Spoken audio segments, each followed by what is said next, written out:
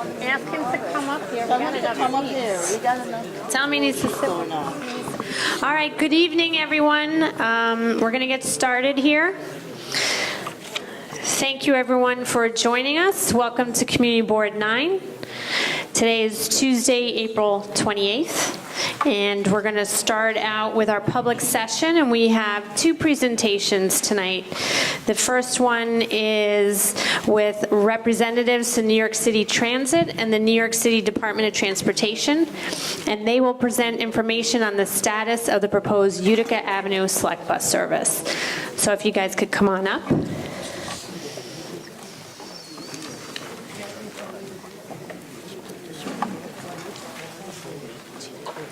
Yeah, they said to just. Yeah, why don't you just.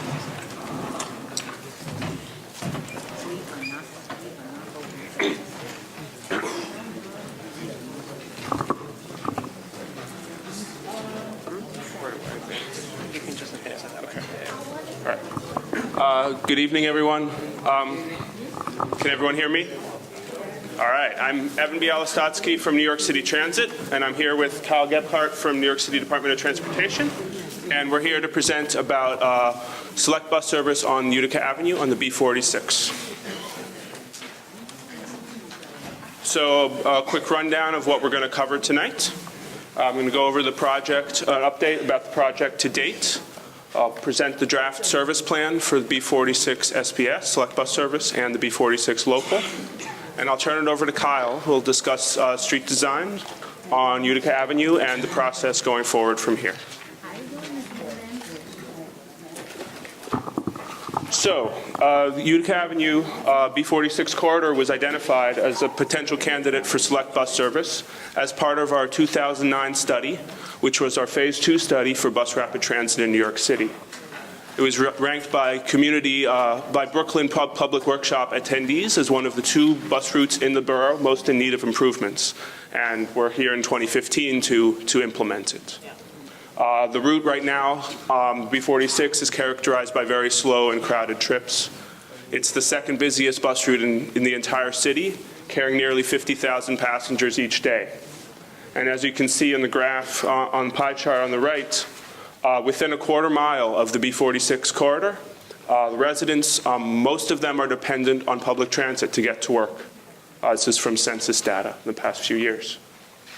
And not only are residents in the area very transit dependent, but it provides a crucial connection to the 3-4 subways at Eastern Parkway, to the AC subways at Fulton Street, and more than 30 crossing bus routes. In addition, DOT and NYPD have recently named this a Vision Zero priority corridor because of its safety problems for pedestrians in particular. Between 2009 and 2013, 7 pedestrians were killed on Utica Avenue and 57 pedestrians severely injured. So as I'll explain in a minute, as part of select bus service, we along with DOT take the opportunity to look at the street as a whole. Every bus rider, as we say, begins and ends their trip as a pedestrian. So anything we do to improve the safety for pedestrians or improve things for bus passengers improves things for pedestrians and vice versa. So, as you might be aware, there was a first section of this project in 2014, a bus improvement project that brought bus lanes to Utica Avenue here in Crown Heights. As part of that public outreach and leading up to that, DOT and New York City Transit met with community boards, local businesses, and elected officials. And now as part of this second round of public outreach, focusing a little bit more specifically on the bus route itself for select bus service, we've had community advisory meetings, public workshops, and this is the last of our community board meetings these past couple months where we've presented to every community board up and down the corridor from Williamsburg down to Kings Plaza. So, select bus service in New York City, if you're not aware, it's our New York City's brand name. It's our brand name for bus rapid transit, an improved bus service that offers fast, frequent, and reliable service on high ridership bus routes. Basically, we're trying to take the busiest and perhaps worst performing bus routes in our system and try to make them better, try to make them faster, safer, etc. So there are currently 7 SBS routes serving all 5 boroughs, including the B44 on Nostrand and Rogers Avenue, just to the west of here. No, east of here, west of Utica. Yes, that's what I'm trying to say. And overall, throughout the city, we've seen good results. Buses are traveling 15 to 23% faster. Depends on the route, depends on the time of day, but generally, we've made good progress. We've seen an increase in ridership as our customers tend to flock to these routes because of the faster speeds. And, pleasing 95% of New Yorkers on anything is a challenge, but somehow we've done that with this. Our customer satisfaction surveys have been very positive. And DOT has seen, and we've seen, safer streets and reduction in crashes as part of these projects. So, some of the more prominent features of Select Bus service includes improved fare collection, and I'll talk about the details of that on the next slide. So I'll go through the rest of these then. Bus lanes, painted red for high visibility. They generally, what we try to do now, what DOT tries to do now is what we call offset bus lanes. So not the lane next to the curb. We maintain that for parking and other curb access needs. But we take the lane away out from that, so an offset bus lane. Which allows us to keep the bus lane in operation 24 hours a day, 7 days a week, generally. And it works better works better both for the buses and for the communities that the bus serves. Transit signal priority, we're slowly rolling out to many of our SBS routes. In this, the bus communicates with the traffic signal. So if the bus is approaching a light that is red, if it can be done safely, the red will turn green a few seconds earlier, helping the bus to get on its way a little bit faster. If it's approaching a green light that's about to turn red, it can possibly extend that green a few seconds, again, to get the bus through the intersection. This is all done by, fancy computer algorithms. Everything's done safely. The countdown clock for the pedestrians, for instance, is not going to jump from 15 seconds to 3 seconds suddenly. But if it can be done in the proper parameters, this really helps the bus, helps around margins to get the bus moving, keep the bus moving. And the features on the bottom are to try to improve the customer waiting environment. So real-time passenger information. This is the feed from our real-time bus information. This is how many stops away the next B44 buses are. These are towers erected at many of our SBS bus stations. There are a couple around the city now, but DOT is looking to introduce more.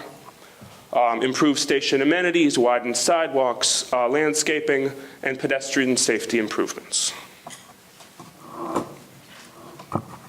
So more about the fare payment.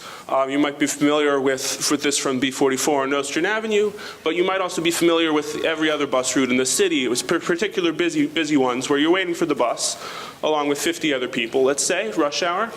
And finally, the bus comes. Now you're in a line with 50 other people waiting at the front door. Everybody's looking for their Metro card, fumbling for their coins. It can take a while for everyone to pay and the bus to get on their way. Now, instead, we install ticket machines at the bus stop. So basically, we move the fare box from on the bus onto the sidewalk. And so now, while you're waiting for the bus, while you're standing there anyway, you pay your fare. You swipe your Metro card, you pay with your coins, you get a paper ticket. So now the bus comes, you can get on any door, you've already paid, you've done your business, and the bus gets on its way much faster. This is one of the key tools to speeding up the bus. So now how do we know you've paid? We have roving fare inspectors, NYCT personnel. They conduct random fare inspections on buses to keep people honest. So the top of the screen is a little bit cut off, but this is what the B46 does today. So now I'm going to get more into the details of Utica Avenue in particular. B46 Limited is the purple line. So it travels from Kings Plaza in the south, up Utica Avenue, Malcolm X Boulevard, all the way up to Williamsburg Bridge Plaza. But the limited part of its name really only applies to this center section with the dashed line. So between DeKalb Avenue and Avenue H, it's skipping some stops, so limited stops. But north of DeKalb and south of Avenue H, so up there and down there, it's making all local stops currently. Meanwhile, the B46 local travels between Kings Plaza Mall and DeKalb Avenue, making all local stops. So a bit of a duplication in service there. And this is our proposal for B46 select bus service. So the section of on Broadway, the ridership is relatively light, and with the elevated subway overhead, buses have a hard time getting through. There's definitely many delays, and with one traffic lane, there's no way for bus lanes, no easy way for us to improve travel time up there. So what we're proposing is that the northern terminal of the SBS be at DeKalb Avenue. Instead, we would extend the 46 local up to Williamsburg Bridge Plaza 24 hours a day, 7 days a week. Now, south of Avenue H, where the B46 Limited currently makes all stops, the SBS would only make limited stops, so at the higher ridership locations, at Flatlands Avenue and at Avenue N.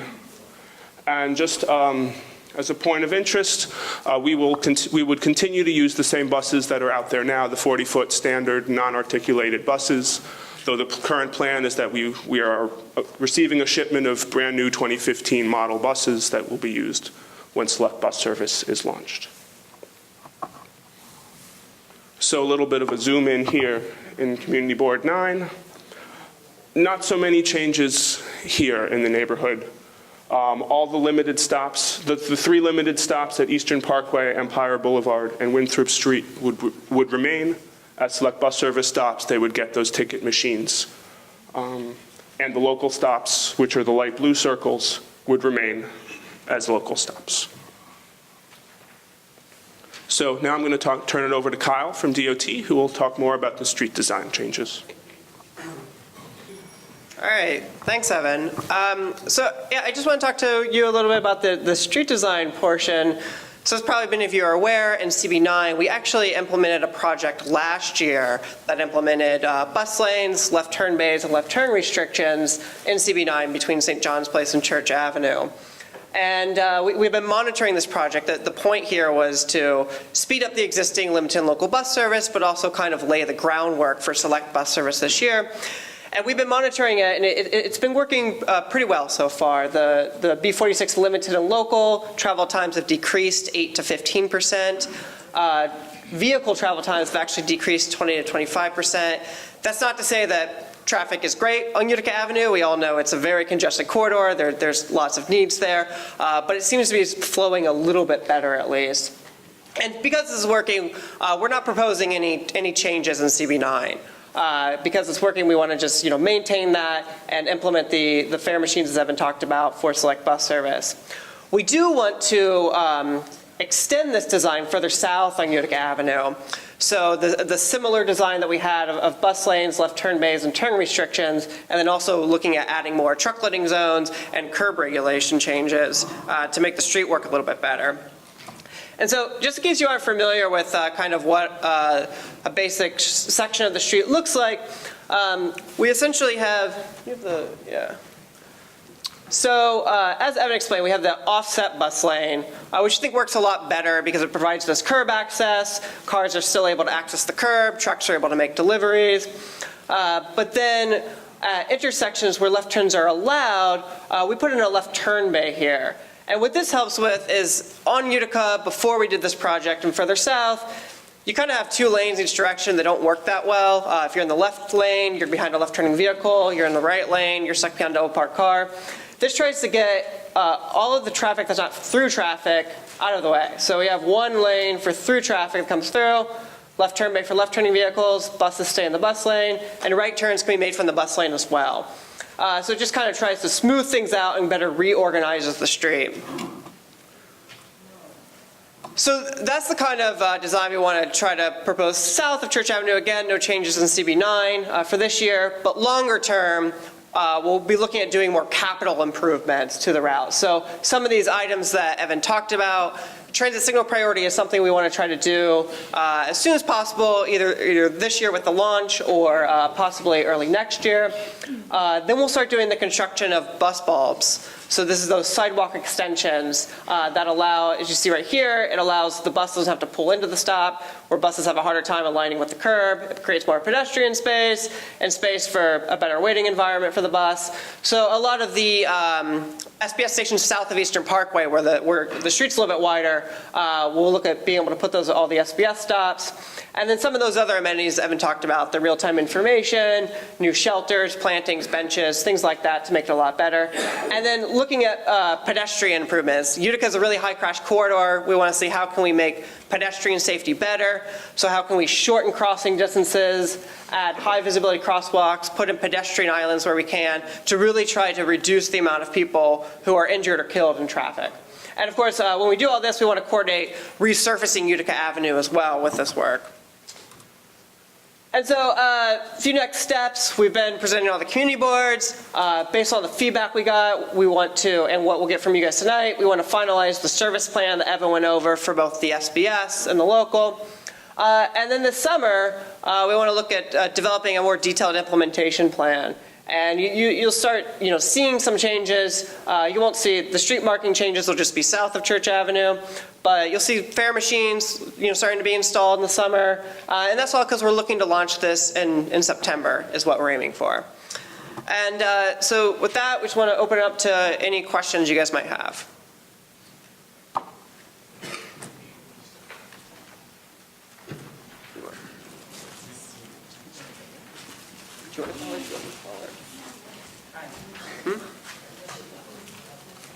Oh, hold on, she's getting the mic, I think.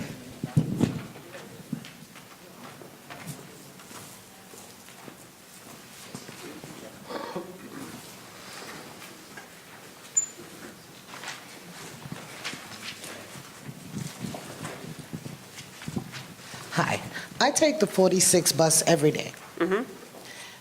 It's horrible, I agree. absolutely horrible.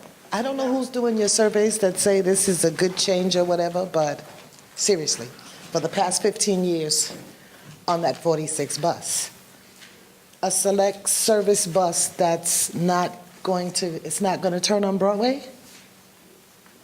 So there's still nothing going all the way to the bridge? The local service will go all the way to the bridge, to Williamsburg Bridge Plaza. Yeah. Oh, Jesus, why hasn't that always been the case? I mean, I take 2 buses every day when that one bus would take me straight to work because that bus doesn't go to the bridge. Yeah, so the idea here is that we don't want to cut any local service, right? We want to maintain all the local service. But because of the point you brought up, the B46 is really slow and unreliable. And so applying these changes, we think will really improve the service. Okay, are we going to increase local buses? I mean, I'll have 8 to 10 limited buses pass me by before I get a local bus. We will be increasing the frequency of the local bus during the peak hours, yes. To what degree? I'm trying to get a concept of I don't have the what is the exact increase numbers with for me. you? Because, I mean, right now you got between 10 and 20 limiteds that pass you by every day before you see a local. So what is an increase to that? I mean, because that's ludicrous. No, I agree that if it really is 10 to 20, that's not what we schedule for, and that's not acceptable service. So we will need to look into that.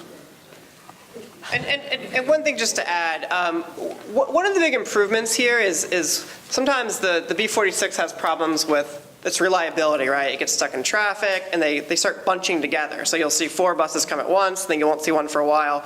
And we've seen on the other select bus service routes, especially with the dedicated bus lanes, it really helps the buses stay on their schedule, so that situation will happen a lot less. Okay. I'm keeping my fingers crossed and looking forward to some changes. Thank you.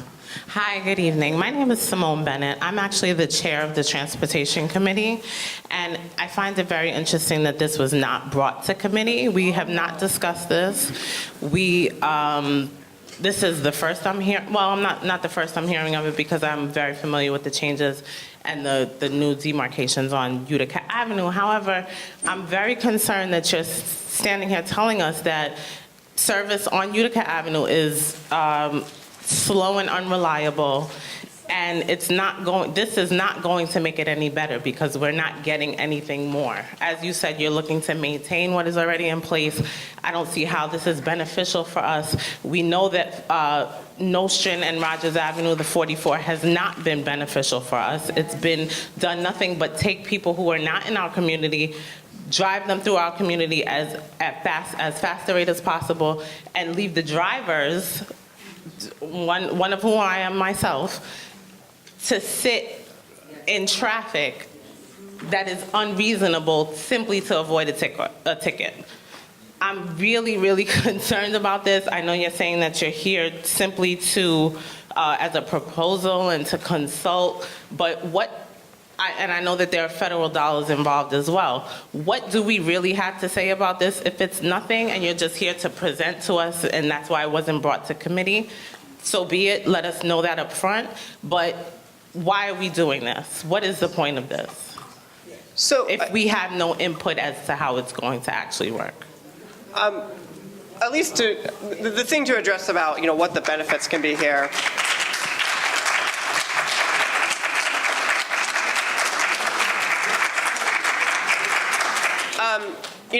We've been monitoring the bus lane project that we did, and it has been very successful in reorganizing the street to be better for bus riders. And I do ride the bus.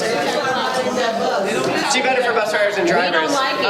You don't listen. Additionally, the off-board fare collection does, and we measured this a lot in detail with all of our routes, doing before and after studies, really does help speed up the boarding and helps people's overall travel time on the bus a lot faster. I don't know if you have anything to add, or... Have you ever ridden on any of those bus routes? I do all the time, yeah. Which one? When? On the B46, yeah. The B46? Yes. And you find it works fine? No, That's why we're doing this. I don't find it works fine. We wouldn't be doing this project if it worked well right now. My name is Pearl Miles. I'm the district manager for Community Board 9, and I just want to respond to Simone Bennett's comment. When this was first brought to the board's attention last year, it was brought to Ms. Bennett's attention and the then chairman of the board. Also, when the community advisory boards had their meetings, that was also done. I don't know if Ms. Bennett attended when we did the Nostrand and Rogers Avenue select bus service. All of the community advisory board meetings were attended by the other transportation committee chairperson, as well as myself and other members of the board. So could you say something about the community advisory board regarding this project? About the community advisory committee? Committee, yeah. Yeah. So, Who was on that committee? so we've had, let me go back to the slide that talks about the outreach we've done. So we've had a couple, we've had two different community advisory committee meetings, which is made up of members of all the community boards affected, electeds, different community leaders, and then we've also, to try to reach out to as many people as possible, especially to, bus drivers, people in the community, had a public workshop, an open house, and a lot of this, we've been getting a lot of great impact, both from forums such as this, and these other forums such as the CAC, the Community Advisory Committee that is, and these workshops and open house, and as a result, it does help us, inform, how we want to design the service, and what's going to be most beneficial for the community. So there has been a lot of different forums. Of course, we can always do more outreach. We can always do better. We always work on that. But we have been working to try to get this out to the community as much as possible. So when did you give this information to the community, that these meetings will occur? Unfortunately, that's my question. Good evening, Musa Moore, board member. Simone, if you said this did not come before the committee, I believe this needs to come before the committee. Before it's addressed to us, even if there was meetings in the past or whatever, fantasy that might be. If it did not come before you, then it should. Now, with these express bus lanes, I drive, so normally what I see, or if I take the train and walk, I see a lot of express buses flying by, and a lot of people standing at the bus stops waiting for a local bus.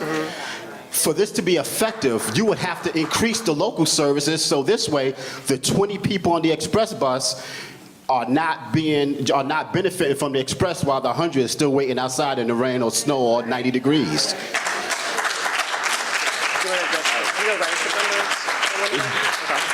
And I believe that, I know myself as a board member, and I believe my fellow members are concerned about the best interests of our community and our residents.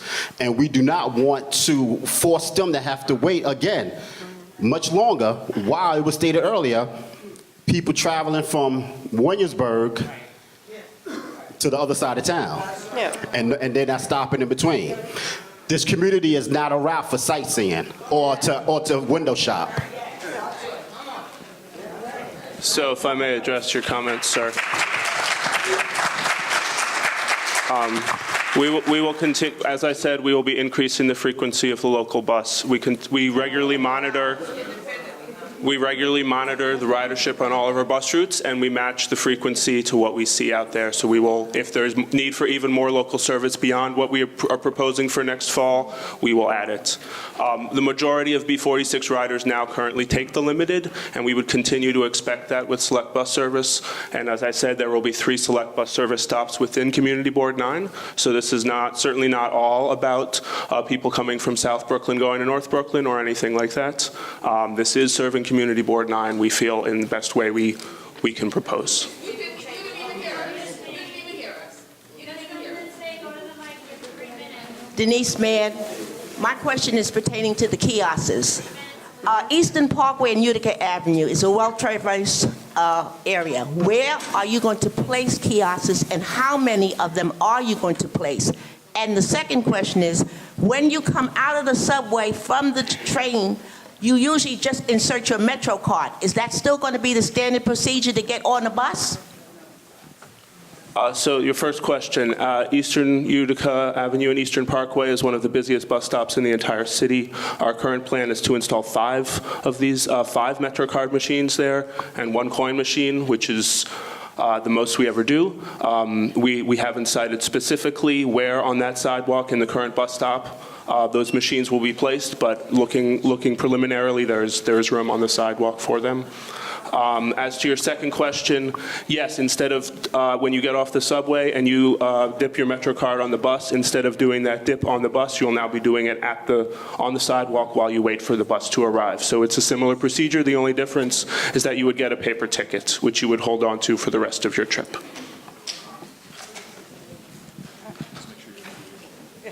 Well, my name is Karen Fleming. My question is for drivers. I know it's singularly unpopular, but I do drive. And as a transportation professional for more than 20 years, I'd like to understand why it's necessary for the structure of what we have on Utica Avenue now, let's just take between Empire Boulevard and Church Avenue, to be so complicated and poorly signed that even if I know how it goes, somebody who has never been on that street is like, you see her over here, and then they say, oh, no, only if you're going to turn. And so those people now are jumping in front of me or behind me and hitting me in my tail because the signing or the instruction for what lane where, because it's a roller coaster, you have to admit. I don't know if you've ever been there, if you've seen it. Get your car and go there and see if you can figure it out, okay? So I'm saying, is there some way that you can still achieve these things that you wish to achieve and make... There are people, I know everybody's supposed to be on a bicycle, but there are people in Crown Heights who still drive. Oh, and we'd like to keep driving. Yeah. Yeah, no, of course. I mean, I'd say a couple. First of all, I appreciate that comment. We've actually have heard that some of the signage is difficult to see, and so we've been working with our borough engineering office to locate, to better display better signage, to really help, inform drivers of, where they need to be, where the left turn restrictions are going to be, to help drivers. And this is also our goal right now is that is to help make the street safer for pedestrians. It's a really high crash corridor, so that's really number one for us. Improve the bus service, and we're not promising to make traffic perfect.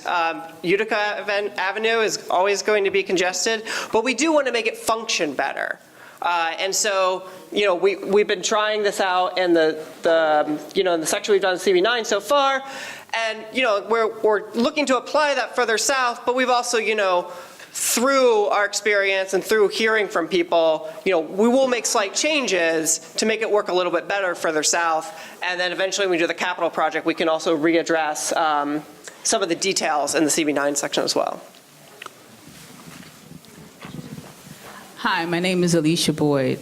You had a series of pictures, and I know you guys like to do that. You like to meet with the community and show pictures. Which picture do you want? Those pictures that about meeting with the community and on those particular dates and, right there. Now, you had all of those meetings. Did you inform CB9 of those meetings? Yes. Yes. Who did you inform? Claudette, do you want to? Pearl Miles? Oh, did Pearl Miles inform us? No. Okay. No more said. Thank you.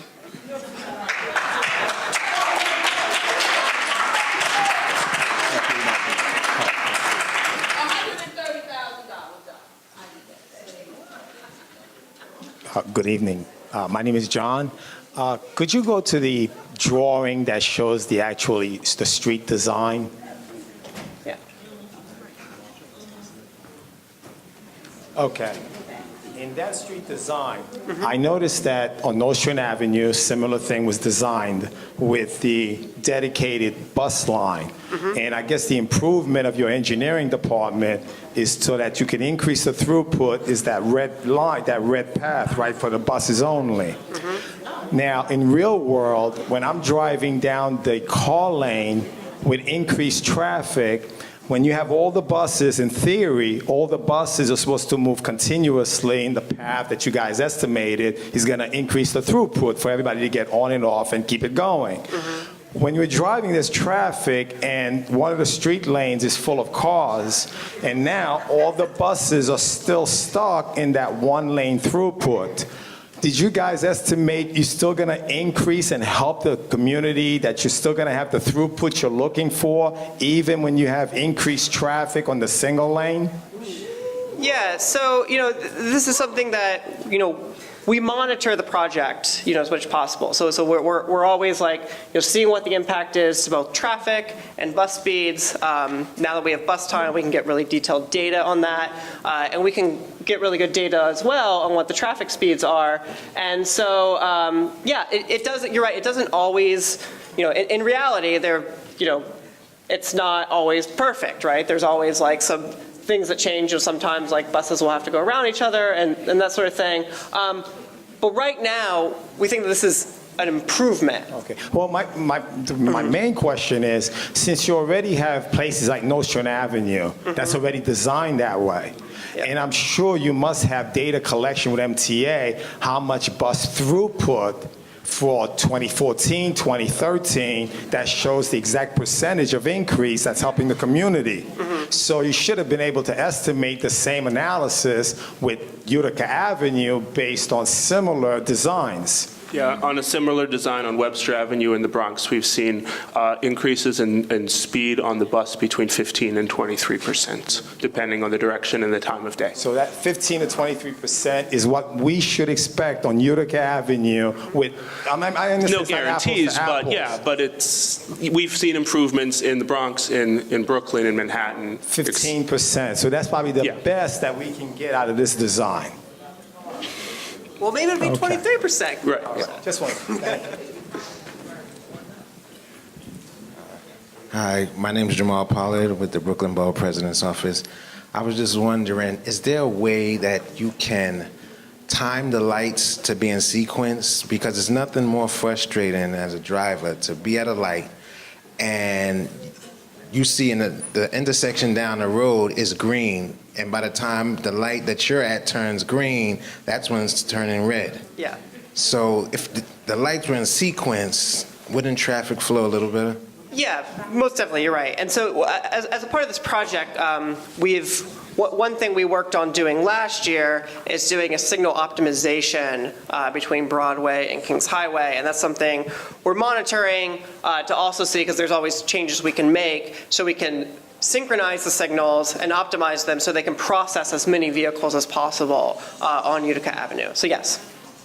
Hi, my name is Joanne, and I am a resident of Crown Heights for 28 years. Utica Avenue, St. John's, and Rogers, and St. John's. And the traffic on Utica Avenue now sucks. I agree. You know, with this new selective bus thing that you have going on, even on that picture there, every time I get to that part, it's like I'm getting ready to have an accident, because all of a sudden you have to get into this, to stay in this lane, and you're in that lane there, and all of a sudden you have to jump over to that lane. Yeah. It's horrible there. On Rogers Avenue, it's terrible. Yes. It's really terrible. I mean, I lived over there for 10 years, and there's the parking, forget about it.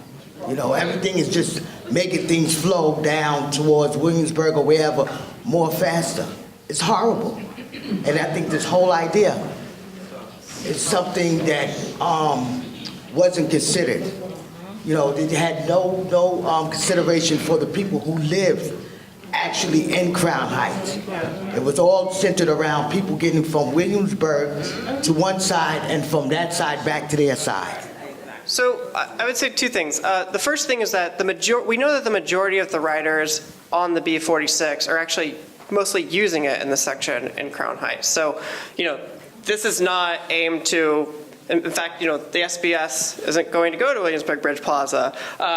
You know, the heaviest ridership is people who live in Crown Heights, further south, getting to the AC train, getting the 2-3 train, or getting in the, you know, other places in the community.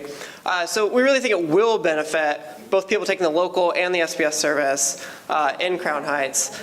And the other thing I wanted to mention was that, I forget the other thing I wanted to mention, so.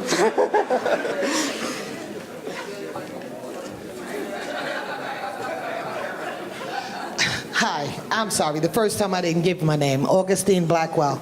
The question is, this picture is very clear, and you can see your roadways and signage, but you painted Utica Avenue in the beginning of last year. Now, you don't see that red strip. You don't see any of the signages. You have to really, really look. Yeah. So for someone in a car, driving, as they say, it becomes an issue. Are you going to repaint it before you start this in September? Yeah, so... And why are we utilizing the money in this fashion to repetitiously keep doing the same thing? So, unfortunately, this was a very rough winter. So, you know, all over the city, our markings saw, you know, a lot of wear and tear from that. So, you know, this obviously hasn't held up as great as we'd want to. But I can't guarantee that we will be able to restripe everything in this section this year. But what I will say is, you know, as we get into the capital project and we repave all of Utica Avenue, we found from experience that our markings stick to newly paved streets a lot better. So when we're doing that, and when we coordinate that with the capital work, they will hold up a lot better. So, but that's an important issue, and you know, I appreciate you pointing that out. Hi, my name is Agent Bennett. I just have a quick question about the intersection behind you. Due to the increased traffic in that one lane, because we have a bus lane now, is there any intentions to put a turning light? Because you'll end up sitting at that same intersection for two lights because you can't pass because of the increased traffic because they can only use one lane. Yeah, so, yeah, and this is a... So as far as putting like a dedicated left turn phase, we did look at that. The challenge with that is that because there's so much traffic on Utica Avenue, is that in order to put that in, you have to take away time from Utica Avenue. So then we actually found that the traffic can get worse if you add in the left turn phase. So it's something, you know, we looked into, we'd like to do, but it would just actually, you know, make Utica Avenue break down even more. So. You need to turn? Hmm? So if you need to turn, you just need to sit there and wait for two lights because that's more important then the one lane. Well, because you have the left turn bay, there's a place for you to wait, and at each, through each phase, once the light turns yellow and the oncoming traffic is stopping, at least one vehicle is always going to be able to get through. What about the other side? For a second. Oh, Claudette. What?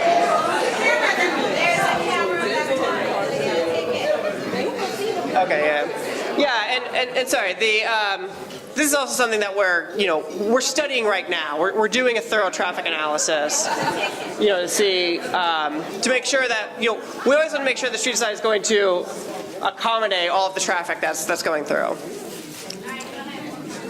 Okay. You're asking to do something which has already been done on Nostrand Avenue. And we can use Nostrand Avenue as a model, as what's happening there is going to happen over there. Nostrand Avenue is a major artery going from north to south, as is Utica Avenue. And up to now, there was a certain flow of traffic. Try going down Nostrand Avenue in the morning, forget it, okay? You're going to repeat that here. You're going to cause just a horrendous traffic, and in certain ways, Utica Avenue has more traffic than Nostrand, and you're going to cause a total bottleneck to the advantage of no one, including the bus riders.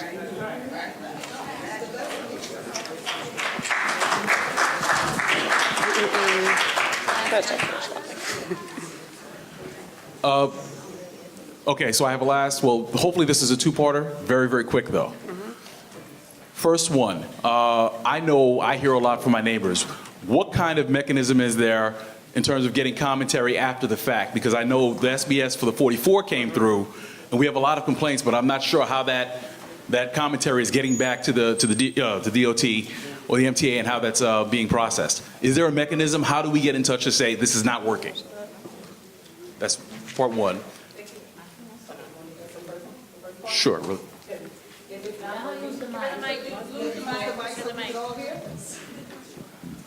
Good evening. My name is Claudette Workman. I'm the Deputy Commissioner for the Brooklyn office.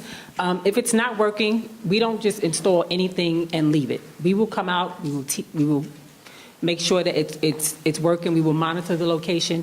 If not, Pearl can always contact us. I will give my number to the office. If there are any issues, the community can contact us. We are definitely accessible at all times. We have flyers with our email address, so if it's not working, by all means, let us know. Part two, really quickly as well. Just in terms of process, so I know you've had these meetings with the committee. Is there any point in which basically CB9 would have to vote yes or no, or what is the process at this point? Yeah. So, we're not asking for a vote yes or no on this. Oh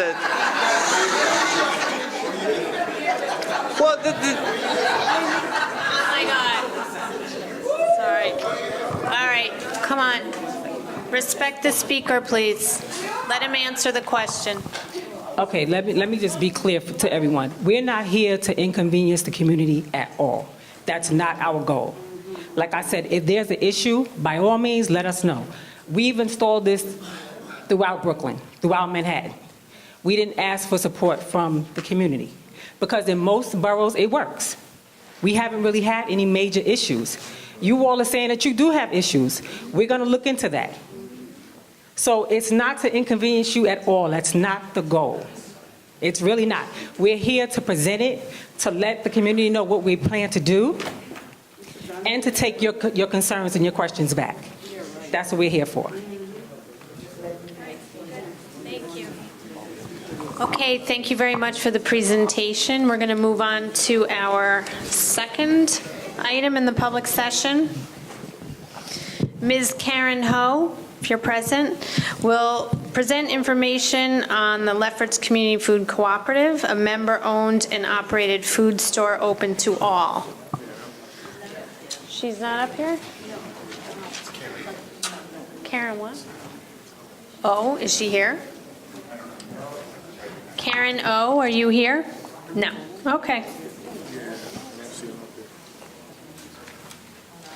Do we have a presentation? They're here. You just said they are, and I don't know. Oh. Okay, Karen O. from Lefford's Community Food Co-op, are you here? Okay, moving on to the business section. Excuse me, what about the public session? That was the public session, we did public Well, comment. we would like to speak.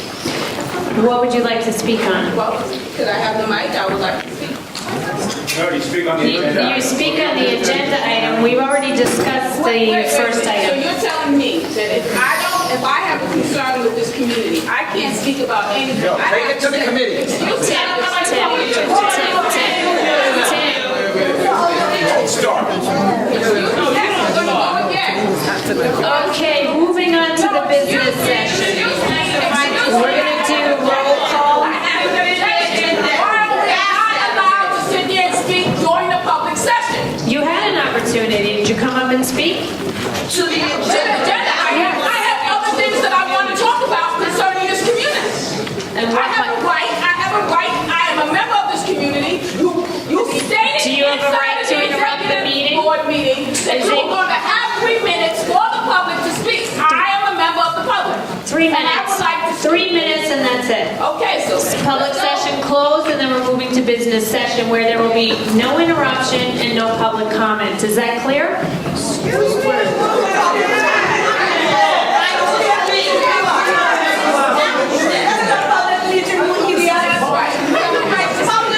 All board members sign in.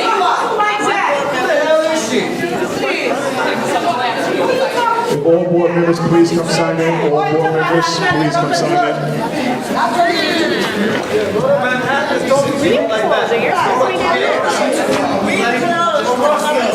All right. Sorry.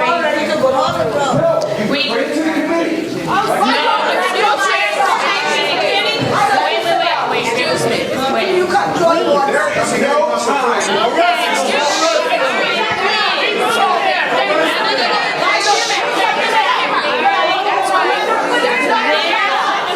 We will allow public comments after business session. We are moving straight to business session. Excuse me, you stated inside of the executive board that public session will happen during the public session. This is the public session and we want to be able to comment during the public session. We have 3 minutes. And we would like those 3 minutes. Public session is closed. We're No, we moving are objecting directly to to public business session session. We're going to do the roll call. We are Someone do objecting roll to the call. public session closing. Roll call. No, it was stated. Roll call. This is the community. This is our meeting. We have a right to speak. We have a right to speak. No, we don't do it outside. We do it at our public meeting. We do it at our public meeting. Now you're going to change it to after the business meeting. If you do not stop interrupting the business session, Board members, listen out for your names, please. You need to be removed. Patricia Baker. Because it's a continual violation of our rights. Board members, listen out for your name. Patricia Baker. You need to be removed. That's right. This board needs to be removed. The way that you talk, Clerk Baptiste. the way that you treat us. Patricia Baker. Are you ignoring the public session now? Right. We have a right to speak. Clerk Baptiste. We have a right to speak. We have a right to speak. Simone Bennett. You have a right to speak. Augustine Blackwell. We have a right to speak. Mike Sotero. 3 minutes. We have a right to speak. Ben Edwards. We have a right to speak. Milton Ellis. During the public session. Sheila Foster Goldman. You don't disclose the public Rabbi Gross. session. Tessa Hacavera. Foreigners can't speak in their own community. Hamilton Sylvia Gonzalez. Aaron Hertzschop. Lewis Johnson. Demetrius Lawrence, present. Denise Mann. Carmen Martinez. Musa Moore. Patricia Moses. Frank Nicholas. Gerald President. We're allowed to speak. We're not allowed to speak it out here. Unella Rona Perry. Thank you. Diana Richardson. Mary Blackett. Hanina Sperlin. Rabbi Joseph Spellman. Ada Terry. Tim Thomas. I know. Evelyn Williams. They got issues no matter what.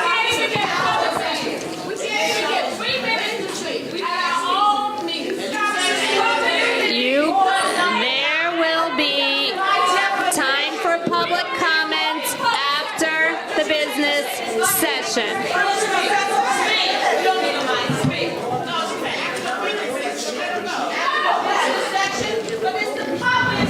There will be a second public session after the business meeting. You can speak then. Members present, we have a quorum.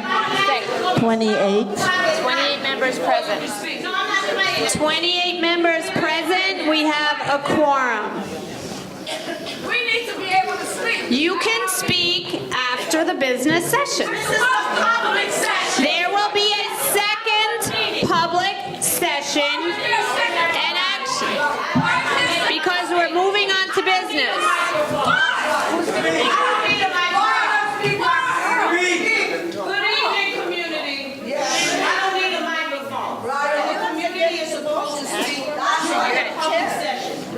Can I get the motion for, can I get a motion, excuse me, can I get a motion for the minutes of the February 2015 meeting? Okay,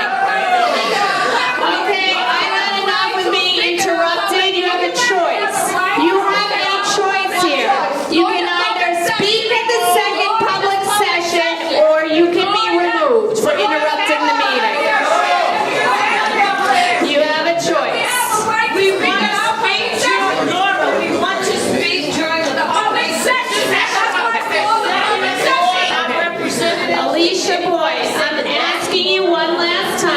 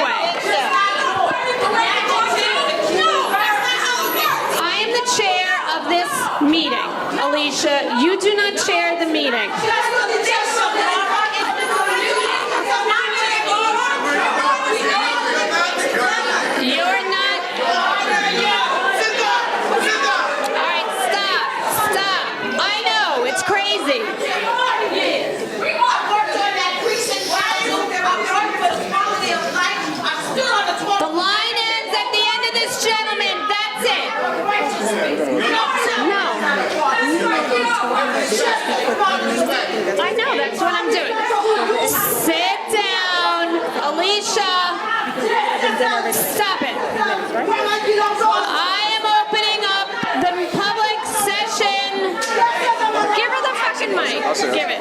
Excuse me. All right, calm Hello, down. attention. Hello. Thank you. We're going to open up. We're going to have 3 minutes. For those who are online, the gentleman who's in the back right there, no one else come back behind him, please, to expedite this board meeting. So, Alicia Boyd. We will let you each speak 3 minutes. No one will interrupt you, but in turn, do not interrupt us Correct. during our business session. Don't interrupt us. All right. Okay, the theatricals can stop. You have the 3 minutes, Alicia. Please, sir. Time is ticking. All right, who's doing 3 3 minutes. minutes? 3 minutes. This is ridiculous. 3 minutes. It is cut off after the end of that gentleman.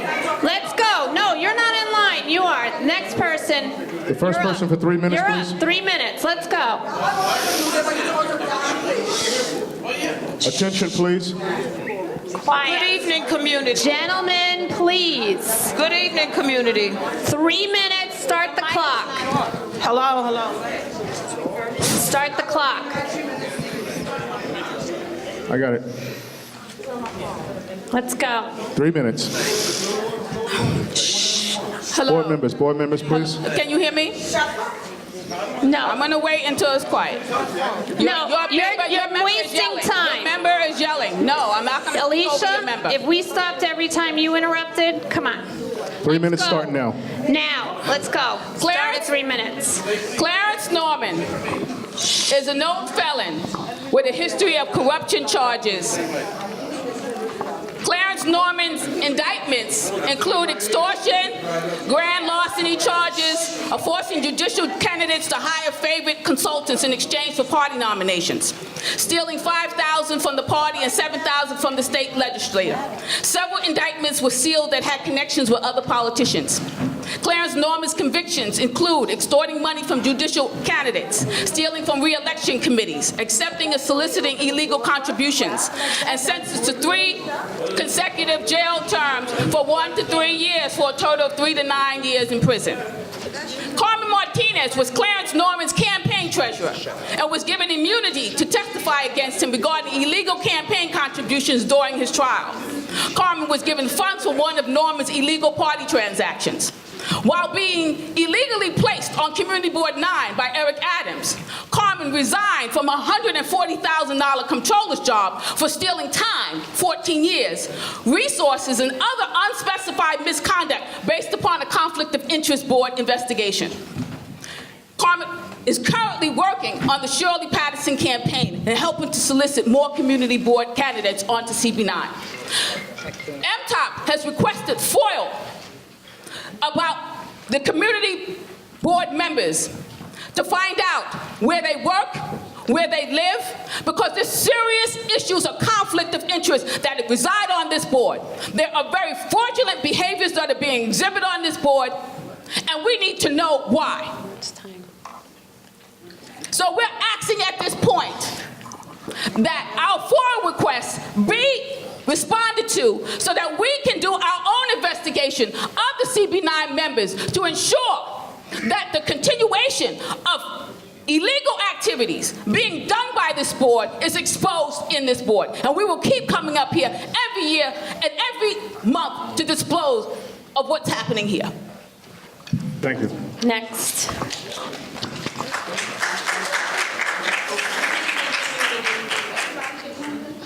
Hello. Don't start that time until I started from the restarted.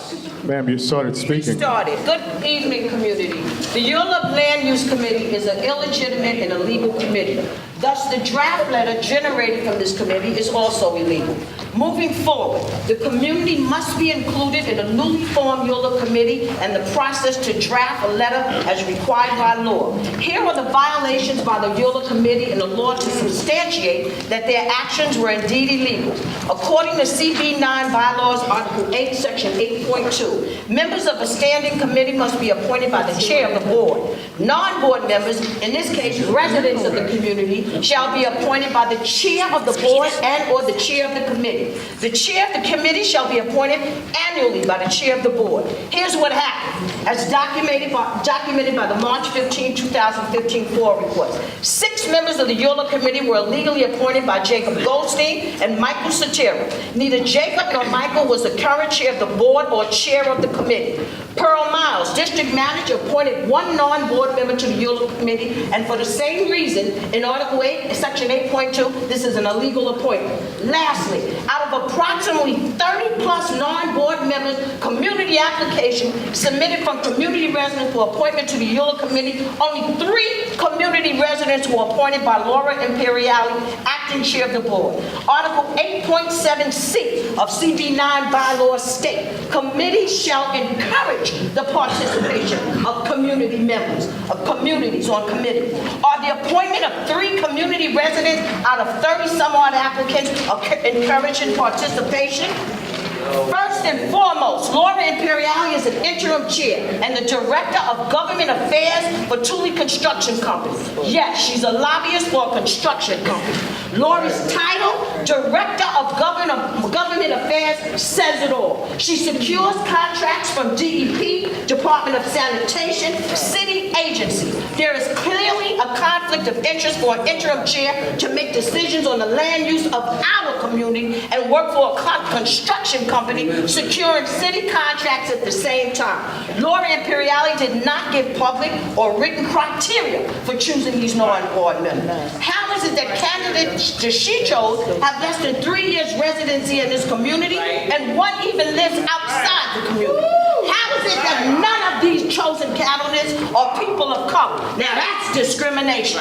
That is not true. The community is That is not 80% true. residents people of color. The appointments are obviously discriminatory and in violation of the United States Constitution, Title 42, equal rights under the law that prohibits discrimination based on race or color. CB9 has a procedure for placing residents on the committee. All right, You fill thank you out very an much. 3 minutes. Next Time person, up. please. Fred, And they Fred. supposed to Next speaker. Time up. we want to preserve Next speaker, please. the homeowners, tenants. Next speaker, your time is starting. In this community.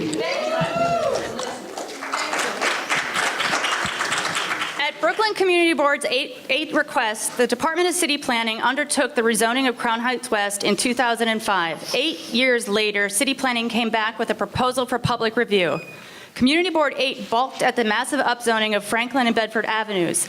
They held that the financial gain of the rezoning provided property owners and developers that it should merit guarantees of affordable housing. A chart of Community Board 8's call for corrective action is on page 5 of the MTOP handout. They said that affordable housing should be mandatory in any building over 6 stories. They said that new subsidized housing income requirements must reflect the median income of CD8, and that all affordable units must be built on-site or within the boundaries of CD8. None of their demands for change were fulfilled. Brooklyn Borough President Marty Markowitz criticized the plan for incentivizing the redevelopment of smaller, often historic buildings, thus displacing existing tenants. So-called contextual zoning, while offering height limits, actually increases development rights, which allows the construction of larger buildings, thereby undermining the goals of preservation. Brooklyn Borough President Marty Markowitz was particularly concerned with the upzoning of Franklin Avenue, where small 3-story limestones predominate. The new zoning allows for 8-story residential buildings with no guarantee of ground floor commercial space that would preserve the character of Franklin Avenue's thriving retail corridor. Marty Markowitz described the upzoning as a windfall to developers. He maintained that rezoning should not merely provide financial gain to property owners without sufficient expectation of public benefit. He recommended not changing the zoning for the areas slated for significant upzoning until there was a guarantee that affordable housing would be built. Marty Markowitz emphasized that rezoning is not encouraging the creation of affordable housing. City planning did not and still does not have jurisdiction over incentives provided for the development of affordable housing. There is no zoning that makes affordable housing mandatory and no guarantees that affordable housing will be built. City planning did not respond to the borough president's recommendations. Over and over, we have been told how city planning will listen to the public. History has not borne this out. The public benefit of rezoning is highly questionable. Most developers are not using inclusionary zoning, which allows them to build 33% larger if they provide 20% affordable units. On page 6 of the MTOP handout, there is another chart Of the 9 new developments started since the Crown Heights rezoning, only 1 building is slated to have affordable units. Of 608 total new apartments, only 27 will be affordable, and they will only be affordable for 15 years, after which they will become market rate.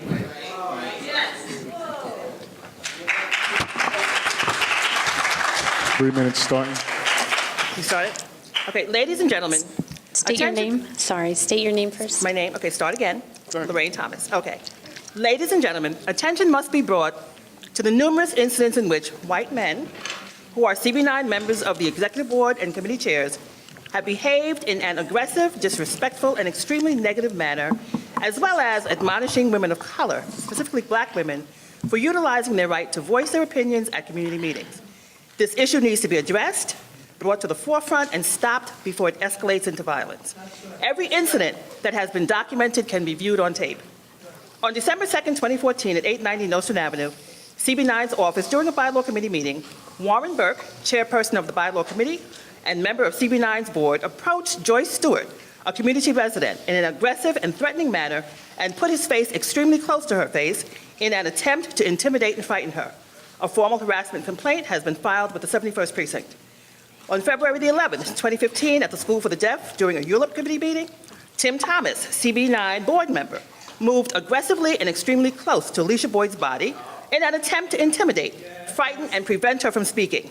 A formal harassment complaint has been filed with the 71st Precinct. On March 16th, 2015, at the Crown Community Garden Center, during a ULIP committee meeting, Michael Cetera, CB9 member, stuck up his middle finger at Maxine Barnes, a community resident, as a way to object to her protests regarding the letter developed by CB9 regarding rezoning of this community. On March 24th, 2015, at Medgar Evers College during a community board meeting, Rabbi Jacob Goldstein admonished Ms. Blackwell, a CB9 member, and stated that she was engaging in anti-Semitic language for asking how many Jewish people were on the ULIP committee in order to determine that if they were absent due to their holiday, would the committee still have quorum. Again on March 24th, at Medgar Evers College during the community board meeting, Tim Thomas, CB9 member, ran down the aisle in an aggressive manner, swinging his arms and shouting, attempting to attack Alicia Boyd because of a petition that was circulating around the community that documented numerous anti-black comments that he has made on his blog. A formal harassment complaint has been filed with the 71st Precinct. At the same meeting on March 24th, Tim Thomas aggressively moved into Felicia Sampson's space while she read incidents of his demeaning, demoralizing, racist statements regarding members of this community that are depicted on his blog. He invaded her space so aggressively and closely that she had to step back in order to continue speaking. While we are all aware of the fact that black women during slavery were whipped, tortured, raped, murdered, and subjected to unspeakable cruelties at the hands of white men, that particular form of slavery is over. You cannot treat us with disrespect, aggression, or intimidation. You may not like the fact that we are fighting to preserve what is left of our affordable community, but you had better be mindful and extremely cautious. Okay, thank you. Time up. Behavior that you demonstrate toward women of color during these meetings and in our community. Thank you.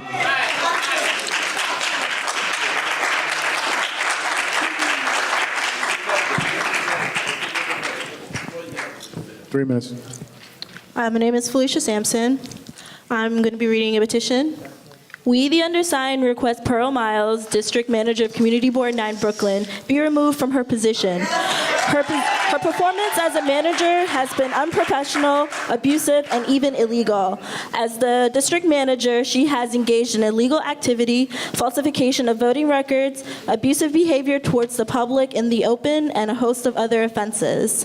Ms. Miles has failed to respond to FOIA requests forcing residents to file 3 lawsuits, falsified voting records on September 23, 2015, refused to keep accurate attendance records, and falsified attendance records for CB9 committee meetings. Yelled at residents, shut up, at a community board meeting on September 23, 2015, placed comments on the CB9 website that violated CB9 bylaws and the city charter and refused to remove it. Chaired a ULIP committee meeting where critical rezoning changes were voted upon. failed to keep inadequate voting records to publish minutes and voting records of meetings on the website, to schedule meetings in appropriate venues, to provide adequate time and notification of meetings being scheduled. She has not kept the community informed concerning CB9 business despite numerous complaints. She has refused to listen and obey community directives.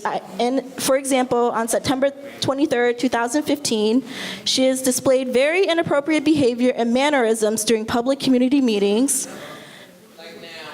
as she was on her phone. She has failed to transcribe accurately the community desires and interjected comments onto resolutions which did not come from the residents, and then lied openly about these comments. And she has failed to maintain professional and appropriate relationships with the residents and community board members. Thank you.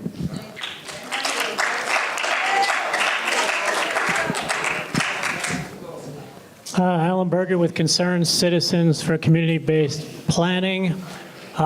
Speaking of inaccuracies, got here tonight and was taking a look at the handouts, and one of the handouts said, draft letter to New York City Department of City Planning approved by the members of the ULIP committee on Monday, March 16, 2015. So we all know, or at least the people that were here, the last meeting, we're at that ULIP committee meeting, this was never approved. It was approved by members after the meeting was adjourned, which this group here admitted last month. So the community board itself admitted that it happened after the meeting adjourned, and they sent it back to the ULIP committee. So I don't understand why this document is being handed out here so people get the misrepresentation and misinformation that it's actually been approved when it hasn't.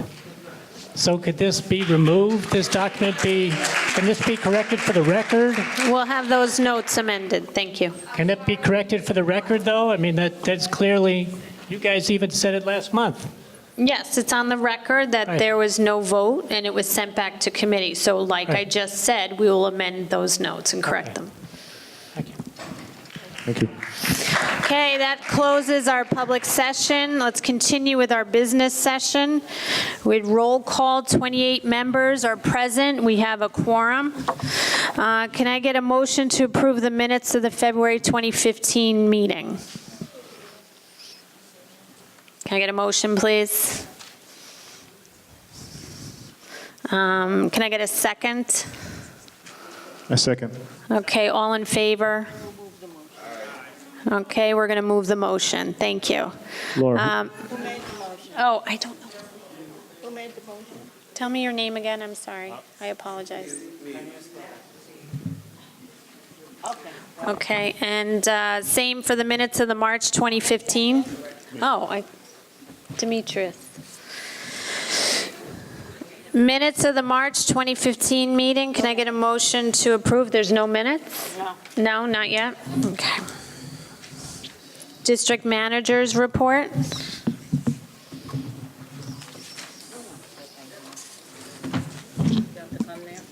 No.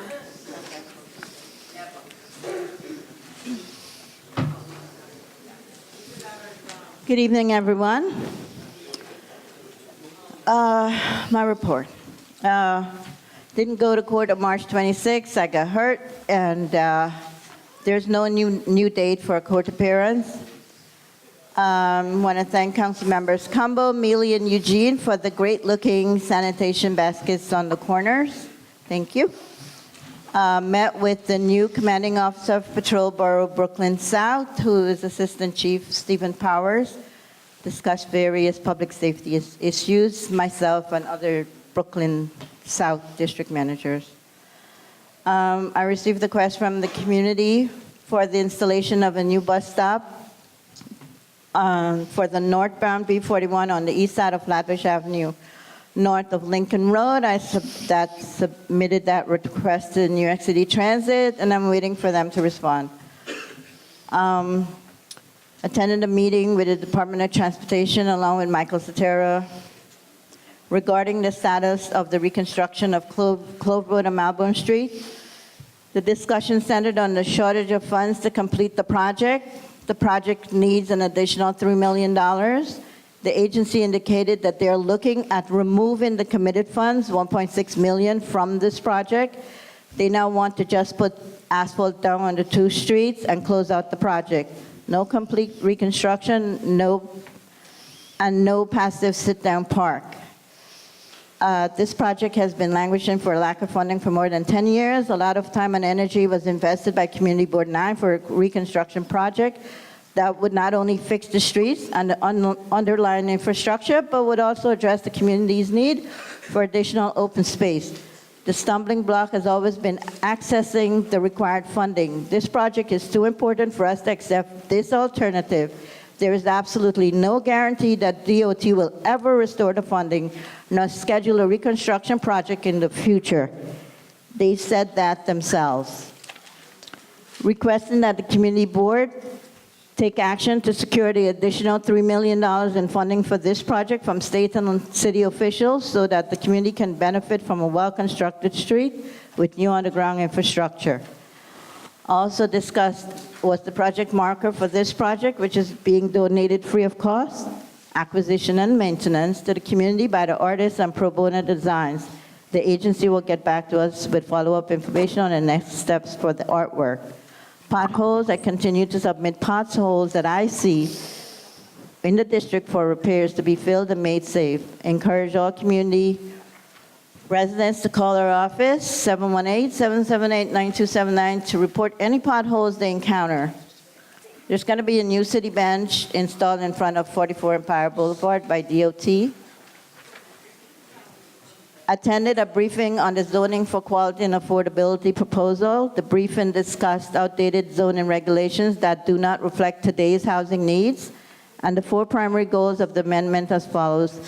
And this was taken from New York City Department of City Planning, Housing, New York Zoning for Quality and Affordability. It's the summary. This proposal is aimed at removing barriers that constrain housing production and raising costs, encourage better quality buildings that contribute to the fabric of neighborhoods, promote senior housing to address the affordable housing needs of an aging population, and reduce unnecessary parking requirements for affordable housing to avoid excessive costs that hamper the creation of affordable and senior housing. Minutes of the February 24th meeting of the board were transcribed from a recording by board member Stuart Balborg. The minutes were completed in the community board office and disseminated to board members, elected officials, and posted to the website. Reports from committees were processed, forwarded to board members, elected officials, and posted to the website. Homeless Youth Forum was held at St. Francis College. Their report was also disseminated, and it's on the website. Attended Borough Service Cabinet meeting, and the agenda was a presentation on Plan NYC by New York City Office of Sustainability and Recovery and Resilience. Specifically, the city is proposing to build 7,500 kiosks, 4,000 of which will replace currently existing curbside payphone installations. The remaining 3,500 will be installed at additional locations throughout the city. Brooklyn will be receiving 1,346 total kiosks. The community is invited to submit recommendations for locations where kiosks could be installed.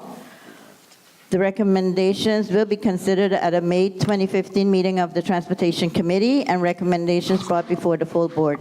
Deadline for submission of locations to the Borough President's office is June 1st. Encouraging community residents, business owners to submit locations to be considered at the committee meeting. Date of the meeting will be shared shortly. District managers also discussed other matters of interest to their communities for inclusion of BSC meeting agendas. Also attended the Community Advisory Board meeting of Dr. Susan Smith McKinney Nursing and Rehab Center. I'm a board member on that. Did other routine community board work. Thank you. Okay, thank you, Pearl. Before we move on with the rest of our business session, I'd like to just take a moment for a former board member who was dedicated to this board in our community. His name is Chaz Crowder, and he passed away recently. So I'd like to take a moment of silence, please.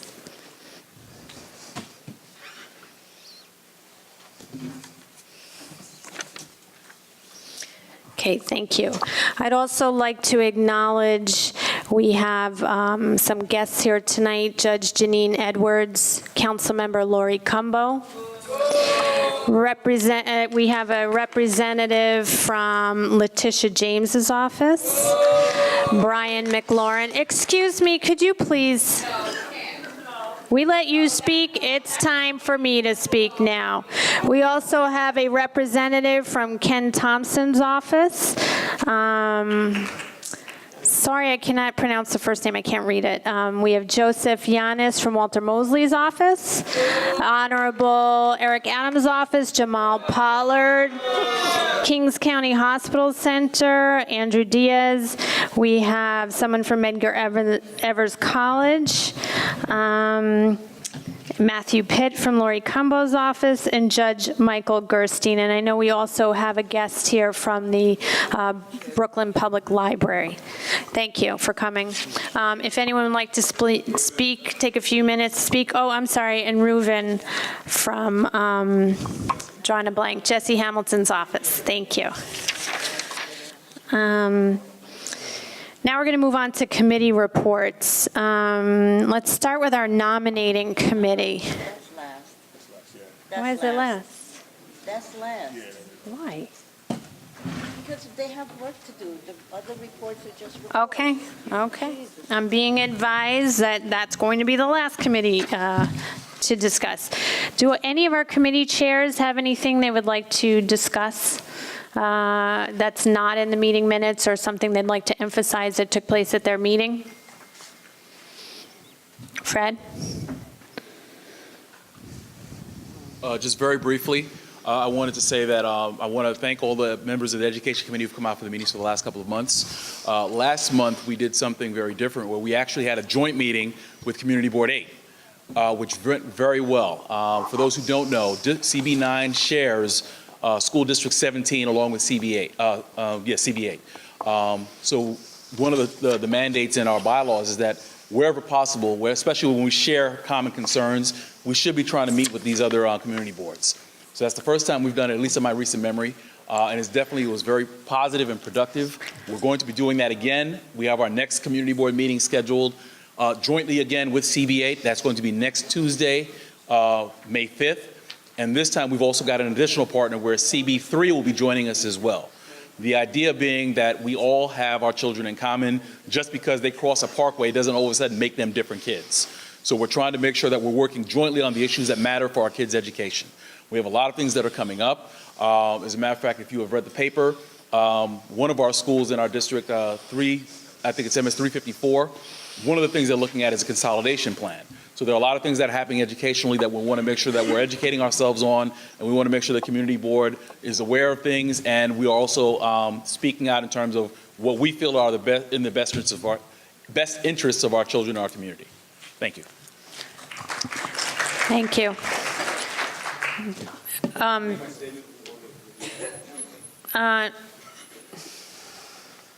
It's in regards to that. Okay, Tim, come up. I'm sorry, Ben. I promised Tim he could make a statement.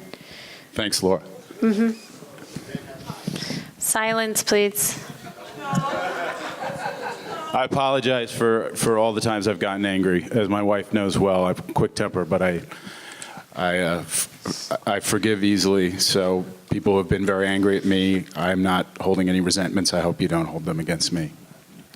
I want to read a statement which pertains to the issue, the ULURP issue. As many of you know, I have been in strong support of the letter and working with the Department of City Planning throughout the year, but my feelings have changed, and I'll tell you why. I have a rock-solid belief that working with the Department of City Planning is in the long-term interest of the neighborhood and the best chance to build affordable housing and to get the city to examine way outdated zoning that's only creating havoc. Plus, look at infrastructure, height limits. City planning is even empowered in this new administration, not in the old one, to make serious recommendations to other agencies. And I believe right now with the council that we have and the mayor that we have, anything is possible. However, but, let's get real. This neighborhood has riots in its past, and just under the surface are lingering resentments that have only grown more intense in the last few years. Tensions between Orthodox Jews and African Americans are revealing themselves once again. And now you can throw in a lot of anti-gentrification and, yes, anti-white sentiment as well. The new colonialism, which is a word that I hear a lot, is very real for many proud, longtime Central Brooklynites, including many of my friends. And it's become clear to me that any new move towards change with a capital C is going to be perceived as an assault on many people. It may not be, in my opinion, but that is the way it's going to be perceived. So maybe since the neighborhood is already being remade at lightning speed, and I can't even count the number of new projects that are going up as we speak, that are all market rate. You can call them luxury if you want. I mean, I've been in some of them. They're actually very shoddily built, but they are market rate, and the prices are absolutely astronomical. So basically what I'm saying here is that in this environment of shouting, the CB9 meetings have basically not taken place this year. The committee meetings have been completely disrupted. Very few of the committee chairs have even bothered to fulfill their duty to get 5 meetings in by the end of the year. So for all intents and purposes, I feel like we've been shut down. So I want to read a statement. I'm going to use it in the we, as in the community board, right? And I'm bringing it up as a we because it is always possible for the board to make a statement. It does not need to meet in committee to put something into the public record. So I'm going to read this as if it were a we, with the idea that hopefully some of you... all right. Okay. Go ahead, Tim. All right. In March of 2014, Community Board 9 requested a planning study of the Department of City Planning. We, the Community Board, of which I was a member, began meeting with the Brooklyn DCP office and began to be heading in a positive direction, wherein various neighborhood groups would have a seat at the table as we outlined the parameters for such a study. There was plenty of precedent for such a collaborative approach to strategic planning of a New York City neighborhood, not top-down rezonings that have led to complete transformations of neighborhoods. And we felt, many of us, that the outdated zoning map of 1961 did not adequately address the needs of modern Crown Heights, Lefferts Gardens, Wingate, whatever you want to call the neighborhood, Flatbush. We were seeing unwanted construction, greedy displacement of longtime residents, and the developers were swarming. It seemed to many of us high time that we took constructive steps to mitigate the negative effects of such a feeding frenzy and encourage smart growth and mandate affordable housing set-asides in all new construction. Soon after, the borough president approved the replacement of an unprecedented 18 members, and the election in June of 2014 brought new blood to the executive committee, including a new chair. It also meant there was a great deal of inexperience on the board. Such a scenario was an opportunity for growth and rebirth, but it came with risks. The planning resolution that passed in March meant that the board needed a strong voice and solid infrastructure to perform its duty over the coming months or years, and in some ways, it was a perfect storm. Because at that first fall meeting of 2014, a number of activist community members brought the full brunt of its anger to bear, and in haste, and without a meeting of the relevant committee, the board rescinded its own motion. The process with city planning ground to a halt, and this was considered a major victory by these anti-zoning activists. In hindsight, it's clear that the board was not up to the task of dealing with a serious attempt to thwart its authority to conduct its own meetings and to observe the rules of democracy and rules of order. The activist groups, though admittedly small at times, were able to disrupt every board meeting and relevant committee meeting for the rest of the 2014-15 board calendar. And while no one on the board saw it coming, I believe that it should have not have caved to outside pressure so easily. But after many failed attempts to restate the intentions of the board to engage with city planning, we find ourselves, as a board, fighting lawsuits, personal attacks, and deeply troubling accusations of impropriety and misconduct, myself included. The board is made up entirely of volunteers who wish to serve the community in which they serve. Be quiet, please. And have been made to feel attacked at every juncture. It has been humbling, and it has also been extremely difficult. But it has also brought out a certain animosity between individuals and groups that I have never seen before in this neighborhood, and as angry residents continue to pummel each other and members of the board with vitriol, even stooping to baiting various groups within our diverse community, seeking, it would seem, to provoke confrontation and to tear us apart. We, I believe, are better than this, both as a board and as a wider community. I believe we are better than this. We've let individuals and specific opinions gain outside influence over our collective experience. We have seen many resignations come as a result of the chaos and the animosity. And so, I've come to the following conclusion. In this environment of hostility and mean-spiritedness, I believe that it is in the best interest of all for CB9 to step back from this debate and focus on our internal workings, bylaws, and structure.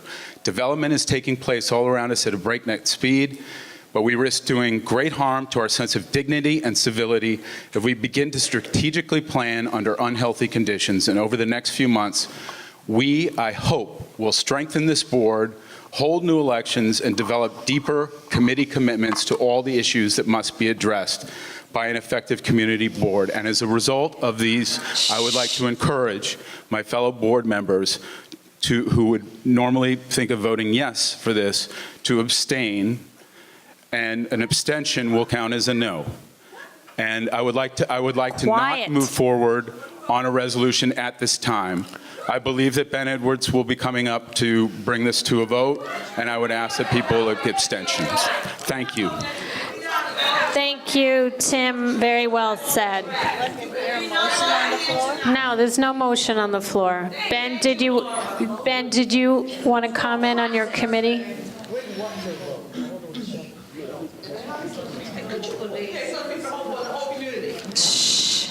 Could you please allow the meeting to move forward? Good night, everyone. I'm Ben Edwards, the chair of the ULIP committee. We've had a meeting of the ULIP committee to vote on the draft letter to go to city planning. We did not have a quorum.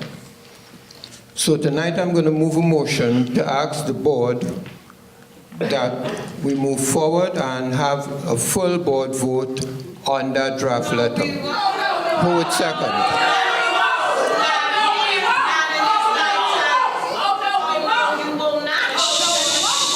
Ben, go ahead. Who would second? Okay. Second the motion. Second. What? Okay. Quiet. No. We already had a second. Avi seconded, the motion's on the floor, so. And I objected to the consideration of the matter. Thank you. As a board, 2 months ago, we took a vote where we said we were going to send this to the ULIRP committee to come back with a formal recommendation. Thank you. The ULIRP committee has not returned a formal recommendation.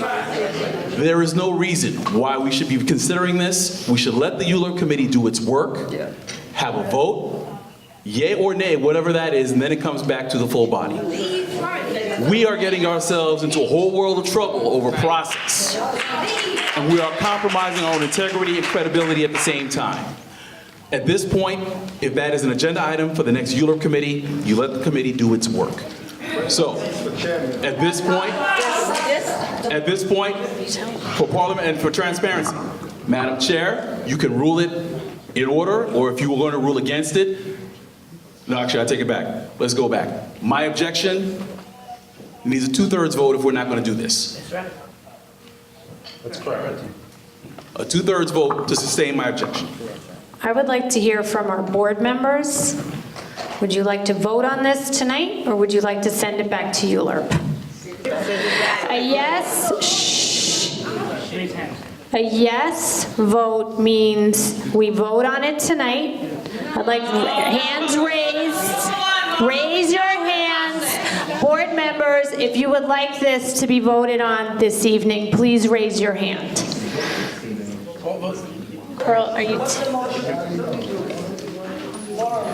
I'm sorry, hon. The motion is if you would like the letter to city planning that was created in the ULURP committee, if you would like it to be voted on this evening, not a yes or a no at this point, it's you want it voted on here, or that's a yes vote. A no vote would mean no, send it back to committee. I'm asking the board members, a yes vote says we vote on it tonight, yes or no? Raise hands for yes. 1, 2, 3, 4, 5, 6, 7. We don't have 2/3. Okay. Please So keep it your goes hands back- up. One second, I want to see that. Please keep your hands up. Let's record the by name. Be quiet so we can do our Please. vote. 1, 2, 3, 4. We're trying to 5, count 6, it with names. 7. So quit interrupting. 7 board members. Could you please let me run a damn meeting here and be quiet? Jesus. All right, continue on, so Ellen. the motion fails. The motion is to go back to ULURP. To go back to ULURP. Chairman Edwards, you'll schedule a ULURP meeting just simply for the vote. Simply for the vote, because it's already been discussed. I appointed 3 people to this ULURP committee. The board has been hounded about making sure that we include community people. Please come to the meeting. We had some absentees the last time. So your vote is important. Please come to the meeting. Yeah. So what happens is, if there is no quorum, at the ULURP, it keeps getting said. Would you please? You want a lot of respect, but you don't give any. Please. Okay, my chairman report. Here's my chairman report. Here's my chairman report. I have never in my Please, life been can we get your so attention? disgusted with the behavior of adults. I have never in my life seen anything like this. And I have to say that in my 2 years on this board, I think that we have demonstrated tremendous restraint. And we've actually issued a lot of respect towards community members who come up here and disrespect us every month.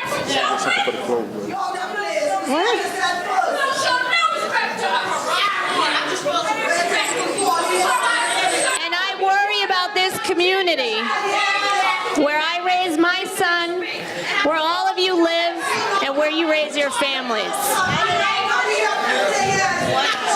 Be quiet. And I would just like to put this towards this group. If you could name one positive thing that you have done for this community besides this.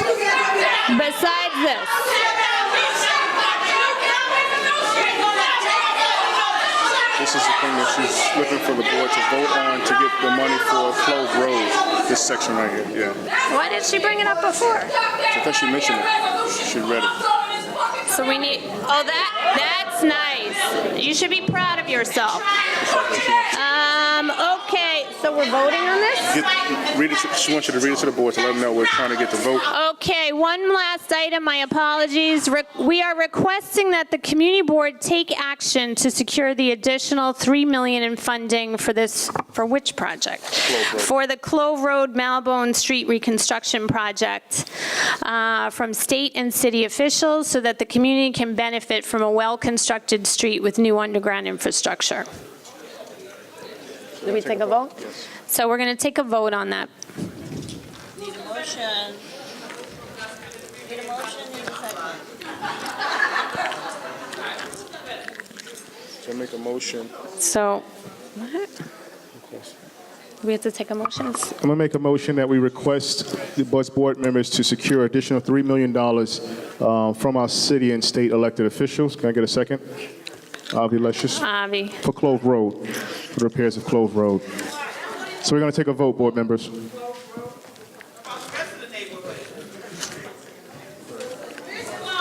Yeah, I got the second copy.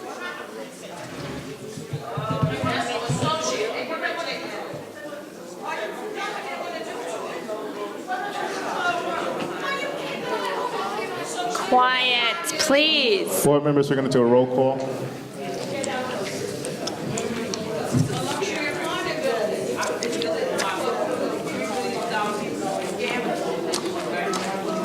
Patricia Baker? Yes. Fred Baptiste? Oh,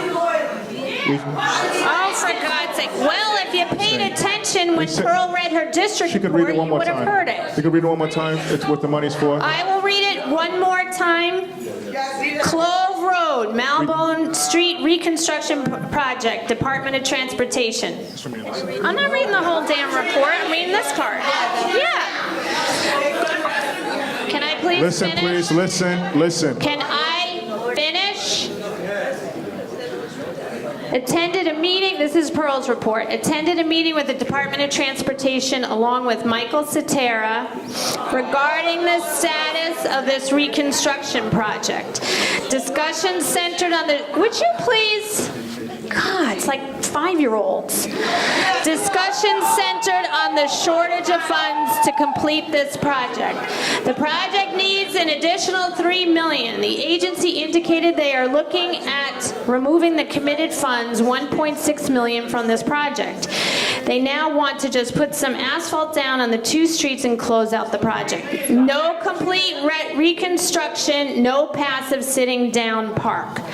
This project has been languishing for lack of funding for more than 10 years. A lot of time and energy was invested by Community Board 9 for a reconstruction project that would not only fix the streets and the underlying infrastructure, but would also address the community's need for additional open space. The stumbling block has always been accessing the required funding. This project is too important for us to accept this alternative. There is absolutely no guarantee that DOT will ever restore the funding nor schedule a reconstruction project in the future. They said that themselves. So I'm going to make a motion requesting that the community board take action to secure the additional $3 million in funding for this project from state and city officials so that the community can benefit from a well-constructed street with new underground infrastructure, etc. Excuse me, this is business section, so there's no public discussion or comment. So let's, so we make a motion. The motion has been, yeah, we got the motion Okay, so already. now we're going to do the vote. So we're going to take a vote. Patricia Baker? Patricia Baker? Yes. Stuart Balberg? Yes. Fred Baptiste? Yes. Simone Bennett? Abstain. Augustine Blackwell? Michael Cetera? Not here. Ben Edwards? Yes. Milton Ellis? Yes. Sheila Foster Golden? Rabbi Gross? Tessa Hackett Vera? Yes. Sylvia Hamilton Gonzalez? Abstain. Aaron Herchuk? Louis Johnson? Yes. Demetrius Lawrence, yes. Avi Leshus? Yes. Denise Mann? Yes. I smell a rat. Laura Imperiali? Yes. Denise Mann said yes. Carmen Martinez? Real estate. Musa Moore? Patricia Moses? Frank Nicholas? Gerald President? Yunella Rowan Perry? Yes. Diana Richardson? Abstain. Mary Blackett? Hanina Sperling? Rabbi Spelman? Yes. Ada Terry? Yes. Tim Thomas? Yes. Evelyn Williams? Yes. Yeah, right.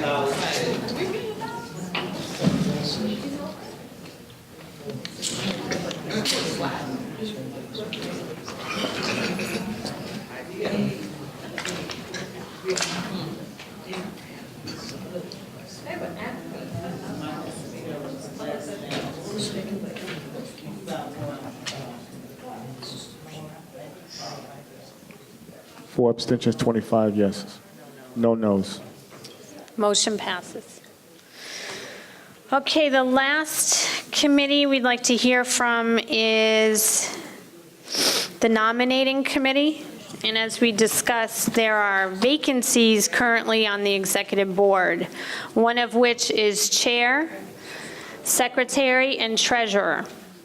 So there is going to be a special election held next month for these 3 vacancies. Frank is the chair of our nominating committee.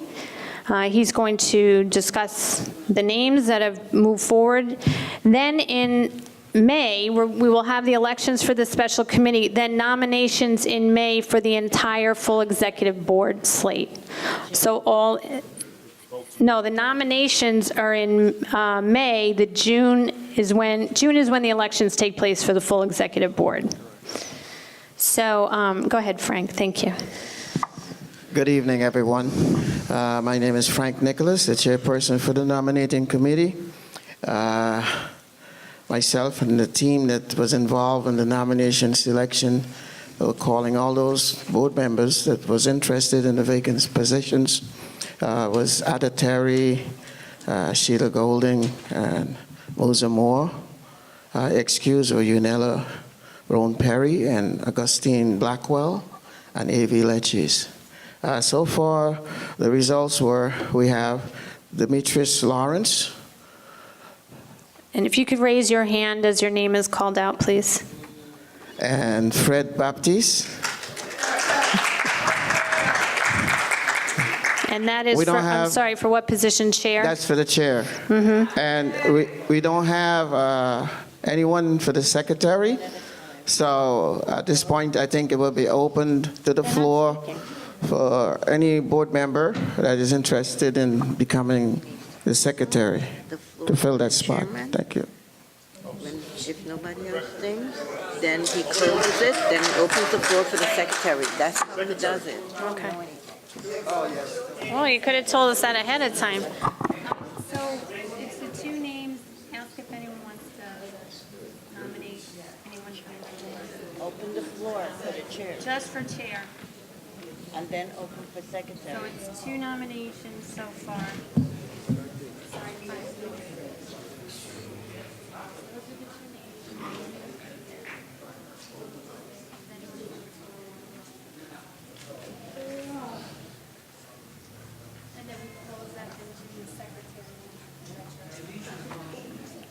We don't have that. We didn't do treasurer. I know. So don't tell him about that. Isn't she resigned? That vacancy did not come up.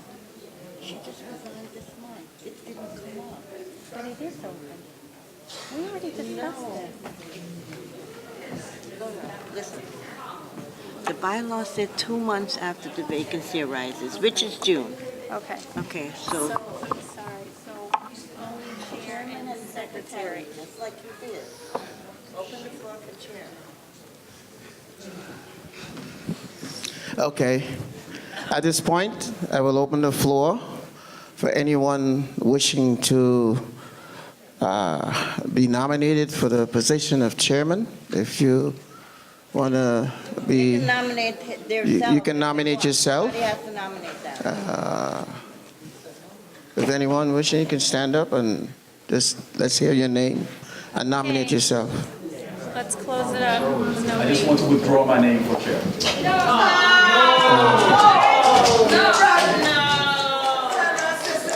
Okay, Mr. Baptiste has withdrawn his name for chair, so now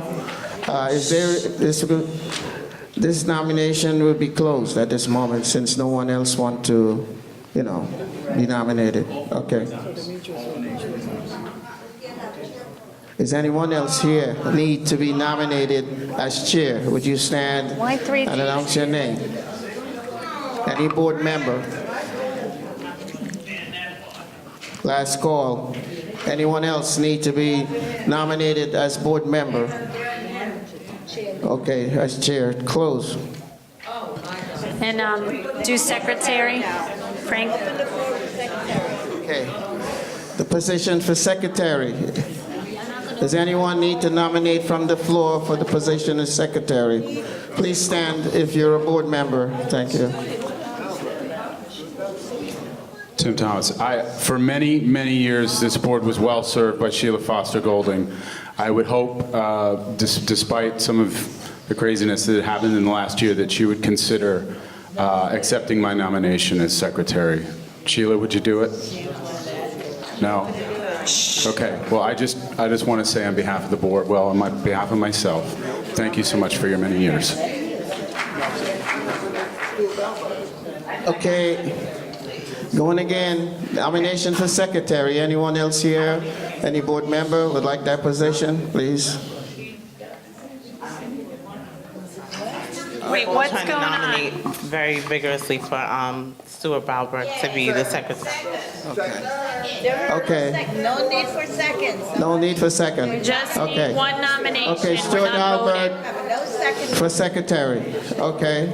So anybody else calling again? Anyone else need to be nominated from the floor? Any other board member?